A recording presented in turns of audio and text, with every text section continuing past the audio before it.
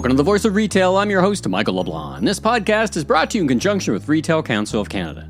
I'm delighted to be sharing an entire episode from the second season of my Conversations with Commerce Next podcast, featuring an interview with founder and CEO of CSC Generation, Justin Yoshimura. Justin and the team have mastered the art of transforming challenged retail brands on the verge of liquidation into high-performance, digital-first operations. By using their fine-tuned omnichannel technology platform, CSC Generation has a data-driven recipe for retail operations, which is undoubtedly the driving force behind its rapid expansion. Listen in now as my co-host Scott Silverman and I sit down with Justin, who pops open the hood and shares with us how his youth shaped his approach to business, as well as the inner workings of CSC's success. Together we talk about the business of retail acquisition, entrepreneurial grit, and how to prioritize company culture when scaling up your business. Well, welcome, Justin, to the Conversations with Commerce Next podcast.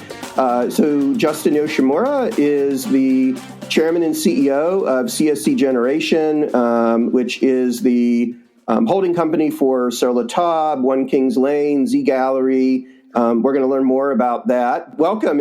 We've had our paths have crossed very infrequently over the past 10 years, but it's great to catch up with you. I know that whenever I have had a chance to chat, it's always an interesting conversation. You always have lots of opinions. And I'll talk a little bit later about some culture and leadership issues that inspired me to reach out to you from something you wrote on LinkedIn.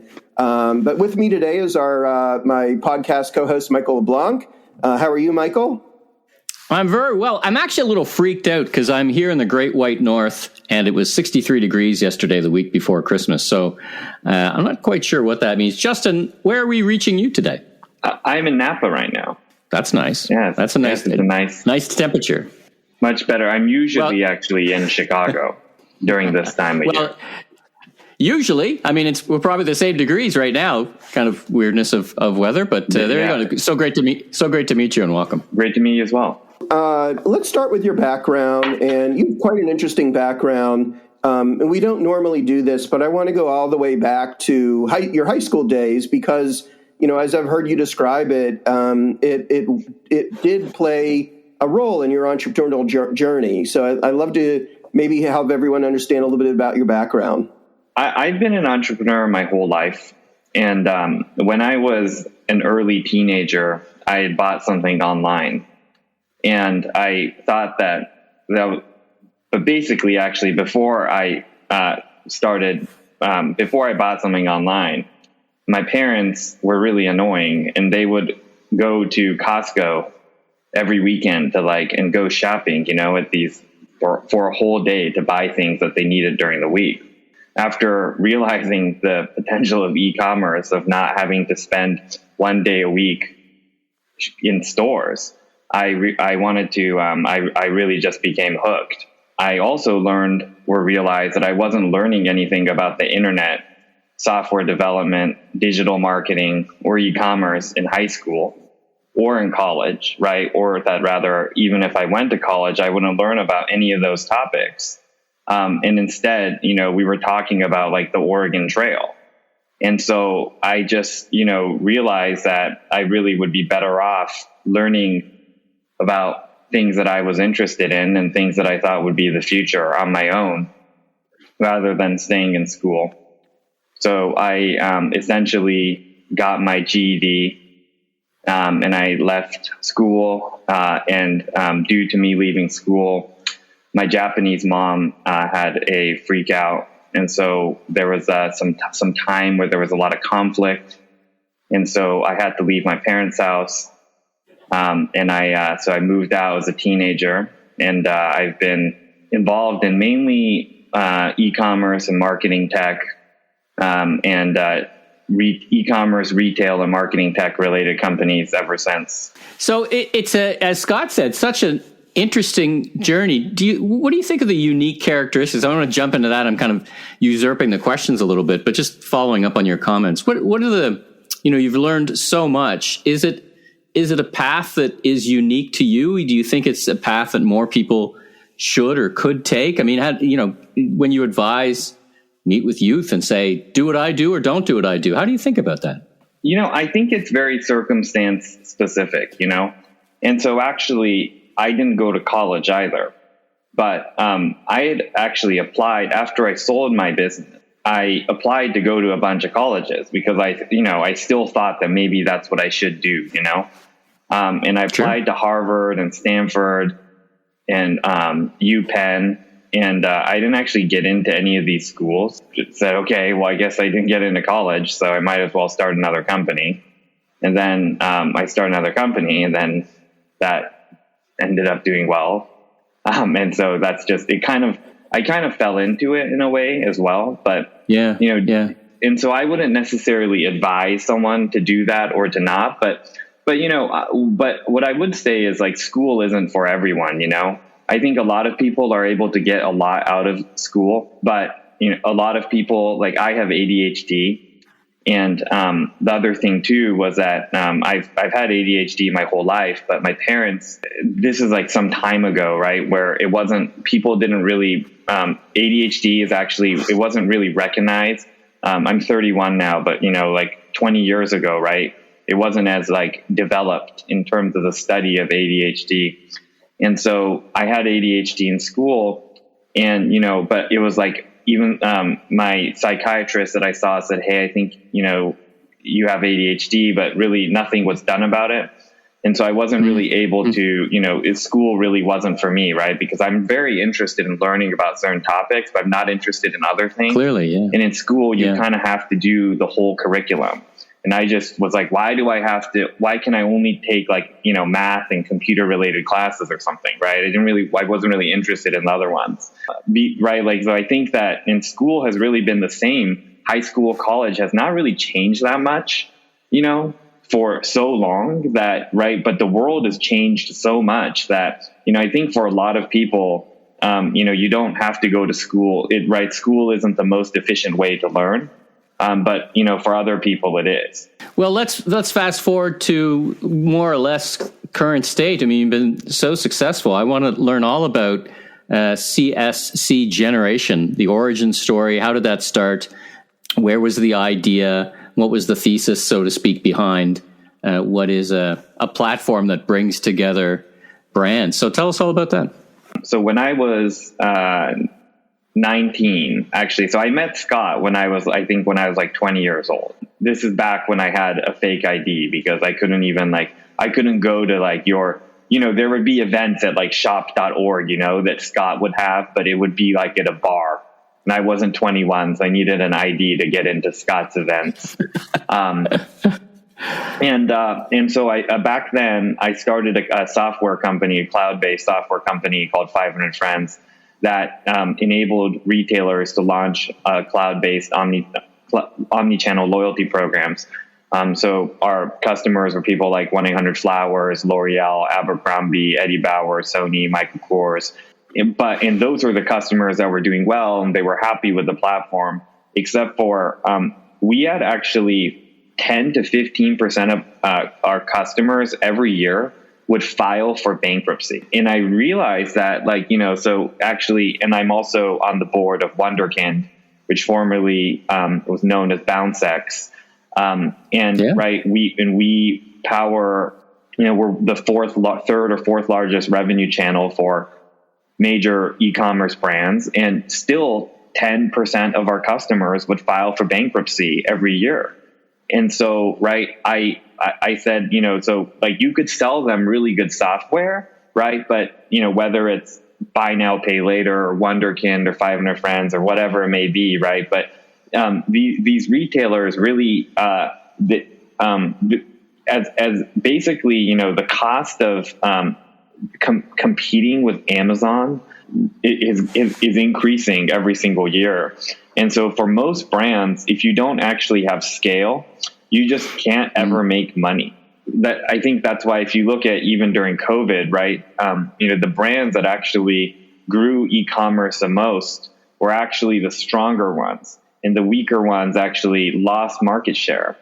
And so I saw the opportunity to build this shared core platform, everything from accounting, ERP, warehouse management to e-commerce, and not necessarily build everything, right? But really build the glue to take the best software, let's say, that's on the market, take the best open source software, but actually create a modern operating system for omnichannel retailers so that they could then, when we could leverage our scale from shipping, payment processing, customer acquisition, retention, cross-selling, direct importing, right, to really save these companies from going extinct. It's both really it's scale and expertise, right?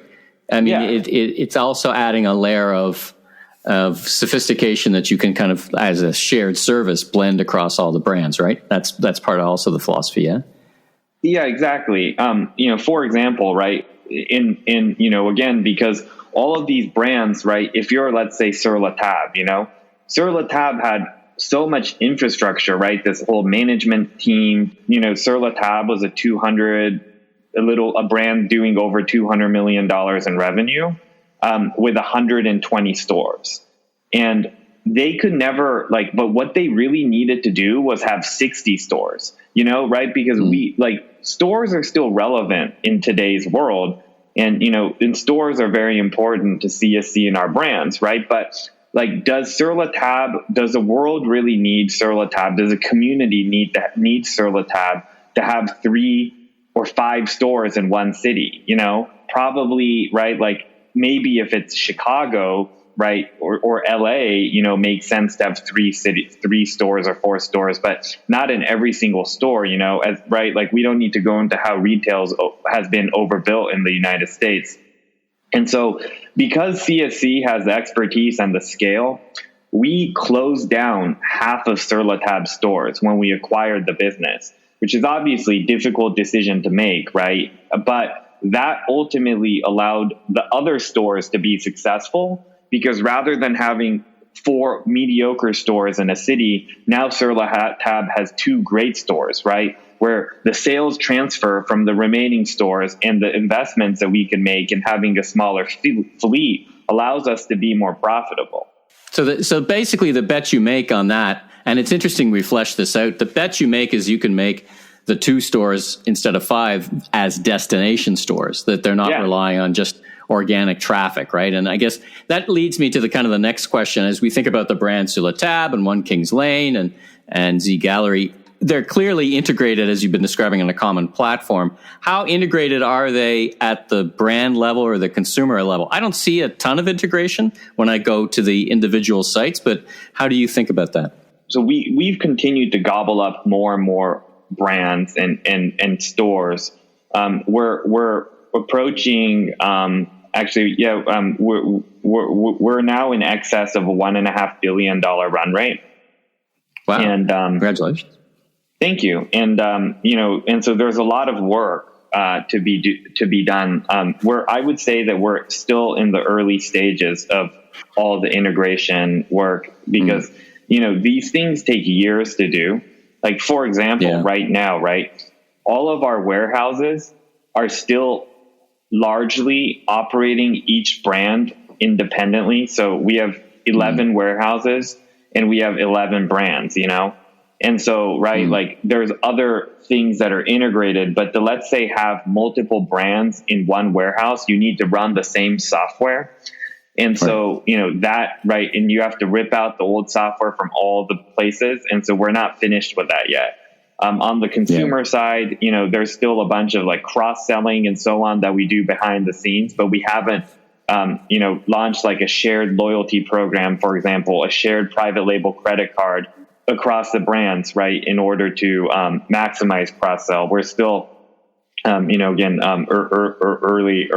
in that, and it's a big growth driver for us. And you might see that kind of last question. You might see that then as your point of arrival. You just haven't got there yet, but you do like a shared gift card or credit card. That's where you're going. Yep. You got a lot of other things to get done first, right? There's so much to do. The one thing, Scott had emailed me asking, I think, what advice or what has been different from what I expected, sort of line of questioning. And essentially, right, what I will say is that, so when I was selling software to retailers, I was at Merkle after Merkle bought 500 Friends and at Wunderkind.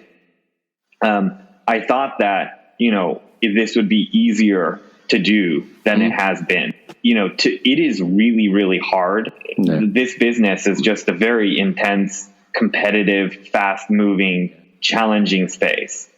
If you're enjoying this podcast, please be sure and hit that subscribe button on your favorite podcast platform so you don't miss another great episode. We'll be right back with our interview with Justin Yoshimura after this important message. Bloomreach is the world's #1 e-commerce experience cloud, empowering brands to deliver customer journeys so personalized they feel like magic. It offers a suite of products that drive true personalization and digital commerce growth, including discovery, offering AI-driven search and merchandising, content, offering a headless CMS, and engagement, offering a leading CDP and marketing automation solution. Together, these solutions combine the power of unified customer and product data with the speed and scale of AI optimization, enabling digital commerce experiences that convert on any channel and every journey. Learn more at bloomreach.com. That's bloomreach.com.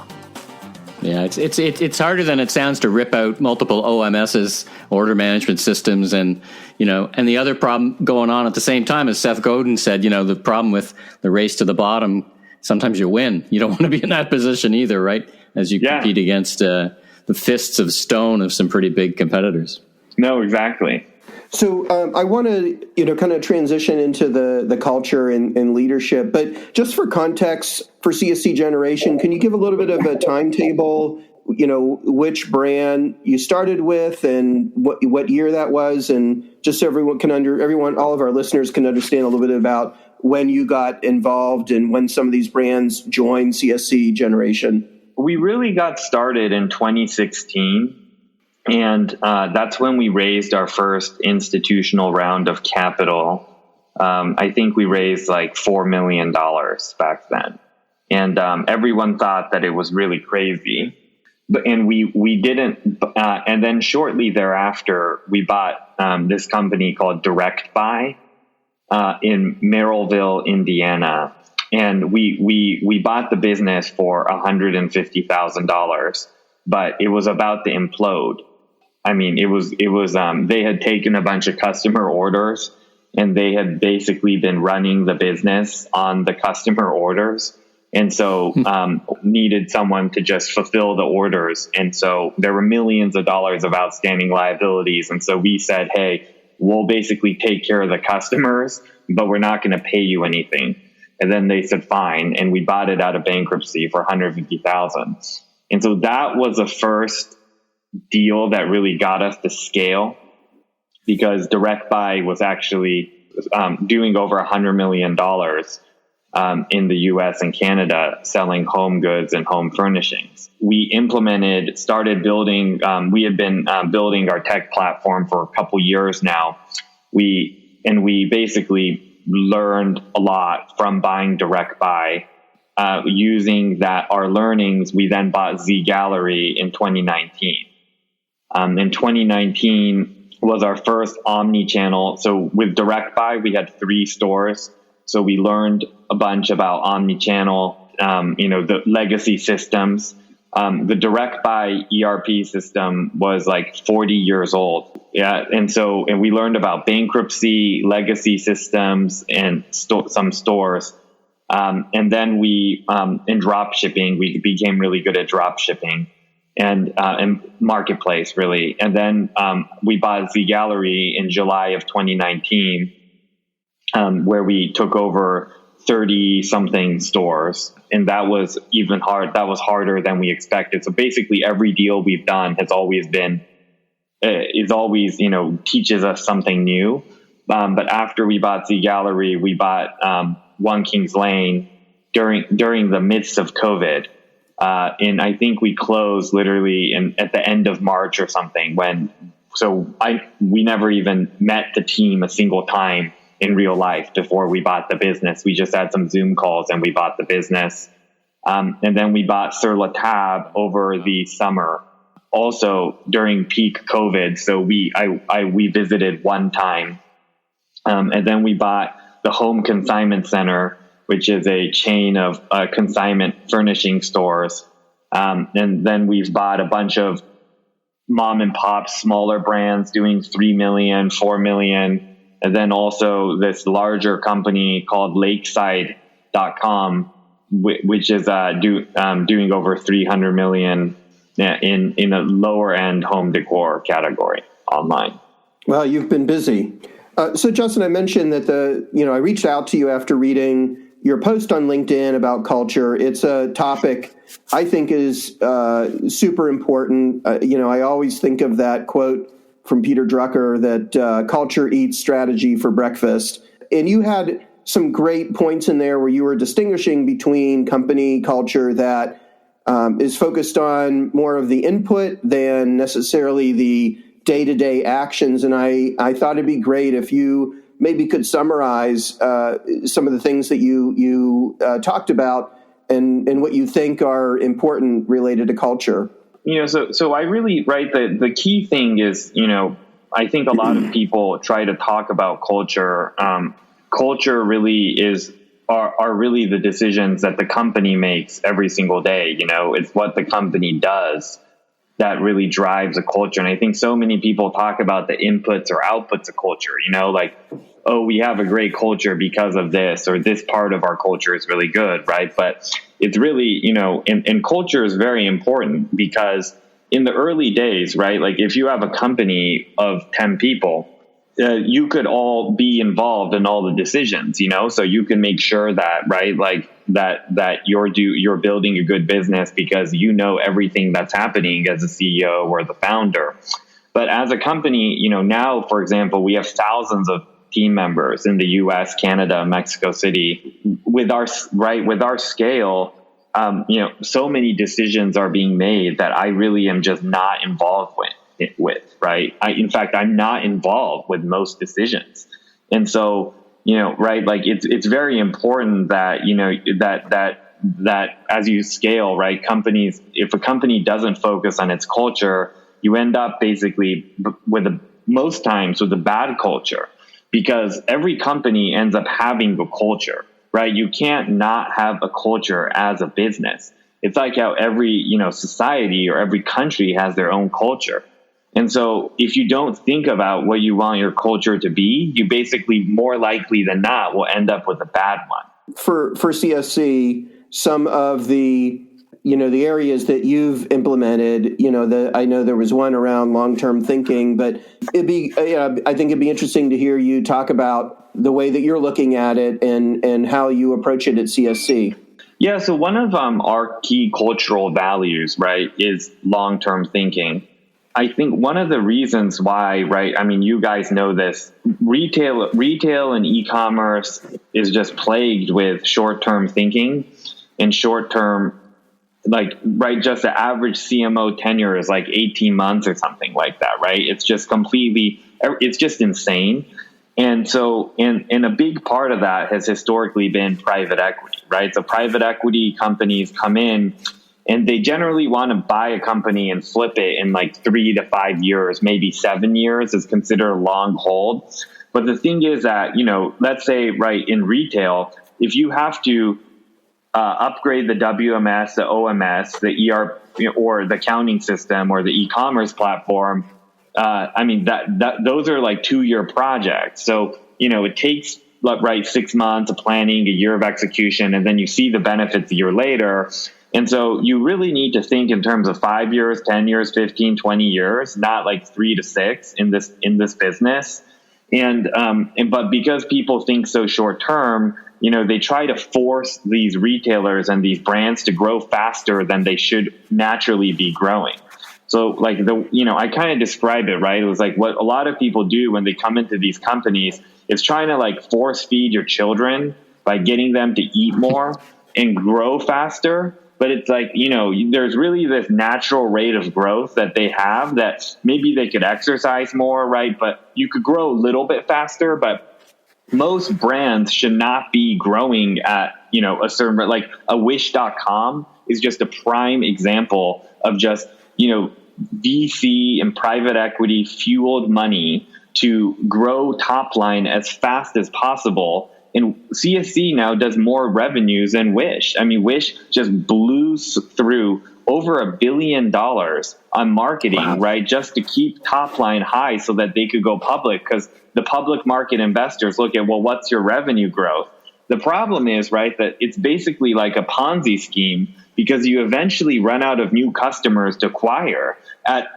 If your whole game is just simply a customer acquisition arbitrage, right, you end up with you can't have new customers acquired. So going back to the cultural point, we think that our culture is different than 90+% of retailers and brands and e-commerce companies, because we really are focused on the long term.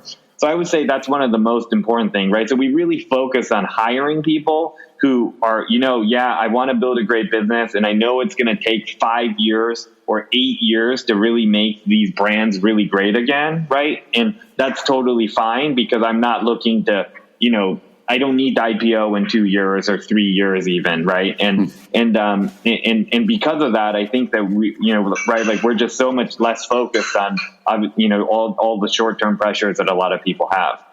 It's a really great articulation, because I was a CMO brought in by private equity to help turn around a brand that was in trouble. And they said, how long is it going to take? And I said, well, listen, it took you 10 years to get this bad. It's not going to be, I can't turn it around overnight. Exactly. Listen, they gave me 6 months and then they pulled the plug. I'm like, yeah, listen, I can't do, I could paint a few stores in 6 months. I can't do much else. Exactly. Let's transition to a bit of a career advice. So you've had such a successful journey on your terms, if we put it that way. If you must be asked for advice, you're a thought leader, very successful. When you're asked for advice, career advice, what do you say? What are the things that you would advise, even yourself? I mean, even if you look back, in your early parts of your journey, would you say, well, I look back and I tell myself to do everything the same, or maybe a few things different? Like, talk about that for a little bit. What I would say, right, is that a lot of people need to know whether or not, first of all, right, like, is your objective really, people need to think about, what is my risk tolerance, right? And also, am I looking to harvest or am I looking to learn, right? And so that's like the big difference where, like, again, if you are a certain point in your career, right, where you have, 2 kids and you have to pay for college, right, and you're really, and so you're really trying to harvest the fruits of your labor, it makes sense, let's say, to focus on, the job that would, right, like one where compensation is one of the more important aspects of what to do, right? But so many people, went early on in their life, like, I don't know, and it's not just age, by the way, right? You could be older, you could be younger, and you might have reasons why you need to focus on harvesting, right? Making the most money versus, where learning, right, is less of a, is a lesser opportunity. And obviously, right, like your ideal scenario is where you could harvest the most and be learning the most. But oftentimes that doesn't happen, right? Where if you could do that, where the perfect opportunity came up, and then you should really take that opportunity. But if not, right, I think people don't really think about it in terms of like, what is really the most important thing? And right, like, and then also once you think about that, the second question is really, right, like, what is the company, going back to the culture, right? And going back to the fact that, if you're going to spend the majority of your day working, that you really should be at somewhere where, not only are you learning or harvesting, whichever one, right, is your priority, but then somewhere where you really enjoy, right? And then, and thinking about that, where you're enjoying yourself while learning or harvesting, whichever one it is. And if you frame your, thought process kind of in that sort of, dynamic, I think people would really, make potentially, right, make different decisions. And for me, early on, right, what was really nice was that I had no obligations to anybody, basically, where I could just do, I didn't have any children that I had to pay for their schools or anything, right? No mortgage payment. And so I was just like, I just want to, learn how to start companies, and I didn't really need a salary or anything. And so, right, like that was a focus. But you have to, right, like there's obviously, trade-offs there.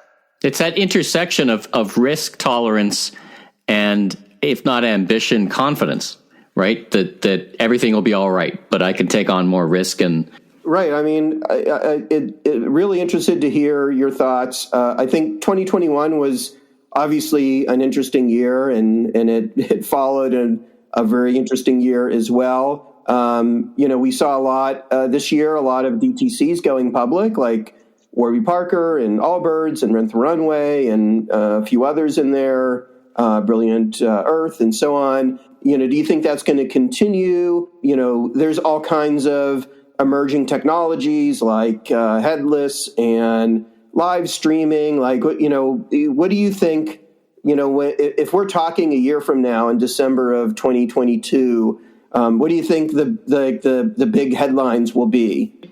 So I think that the big headlines for next year will probably be a continuation of 21, where there will probably be bigger headlines in 23.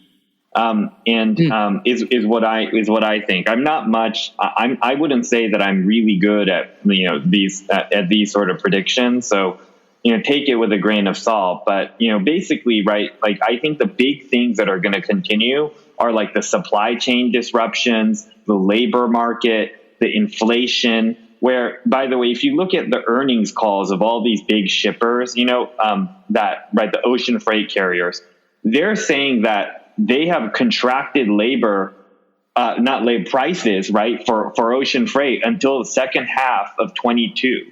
Is the high prices will stay and that prices might go down a little bit, but it will be high for the foreseeable future. That's what they're guiding in their earnings calls. And so, right, if you think about that, if this inflation and the COVID, the constant, the higher cost of operating under a COVID environment, and the ocean freight and the trade disruptions continue. And by the way, China has already said that until Q2, at the earliest, they're not going to allow flights to start coming back. Well, retail products, all the products that we sell in our stores, a lot of them come via air, right? A lot of it come via ocean, but some come via air. And if there's no passenger traffic, now that completely disrupts the supply chain because there's less planes flying from China to the U.S., right? I mean, and so if you think about that, I think 2022, people are going to be able to hold on and just kind of manage, and they're going to be banking on Q4 of 2022 saving the day.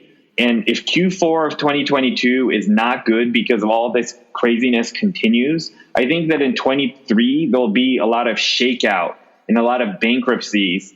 And so, throughout 22, retailers will probably continue tapping the capital markets, getting their IPOs in, because they probably are seeing this as well. And the people that don't tap the capital markets this year that needed to, will probably be in a world of pain after the holidays. All right, that's a good, juicy prediction. Great. Thought about what's coming down the road. Thank you for that. So now that we put you on the spot with your predictions, here's your chance to give a shout out to all the great openings at CSC Generation. Tell our listeners why they should consider joining the team, and where can they learn more to do that. Thank you. So you could on our careers page, people could definitely learn more.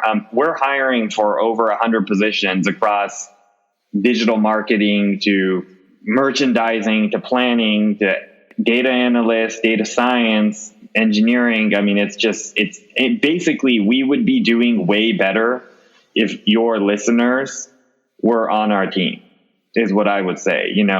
Right. You mentioned Natalie is very involved in the community. We need more people like Natalie.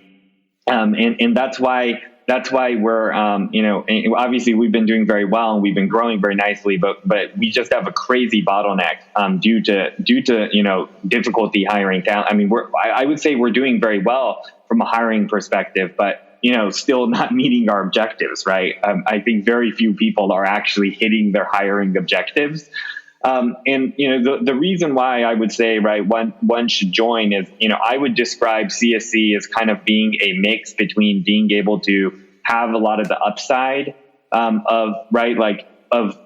both from a learning perspective and also, from a compensation perspective, right? Because it's not like we're a very high risk early stage startup where we're profitable, we've established ourselves, we have a clear track to like an IPO or some sort of exit at some point, but we're not in a rush.